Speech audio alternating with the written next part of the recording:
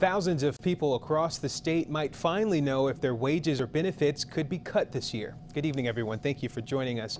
I'm Terrence. Friday, the UAW and the state of Michigan started contract negotiations on Wednesday, which would affect 17,000 people, 14,000 of whom live in Lansing. As Brian Johnson reports, both sides have conflicting interests. It was supposed to be a grand coming together of two opposite sides, but it was neither much of a coming together nor overly grand.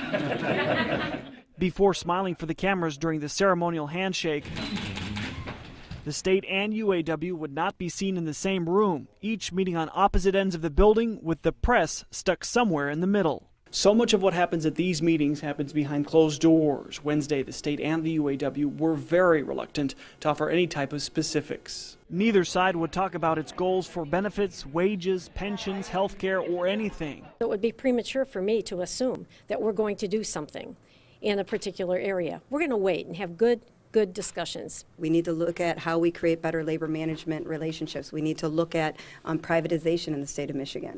You know, privatization should only happen when it saves our taxpayer dollars. UAW representatives far outnumbered those representing the state. Both sides strongly disagree over right-to-work's impact on state employees, and a decision is pending in the Court of Appeals, but both sides say right-to-work will not affect their negotiations. There are great opportunities to save based on something, creative problem solving, the culture that Cindy's talking about that we want to create with the state, that we've made progress on and we want to expand further.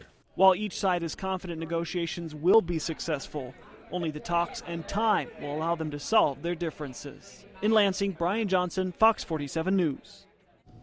All right, thank you, Brian, for that report. And cost-controlling measures are some things to follow. State workers might be asked to give more of their money to pay for health care. The current contract ends on December 31st, and the state has to present a budget in February. But in order to get that done, it needs to figure out its operation costs.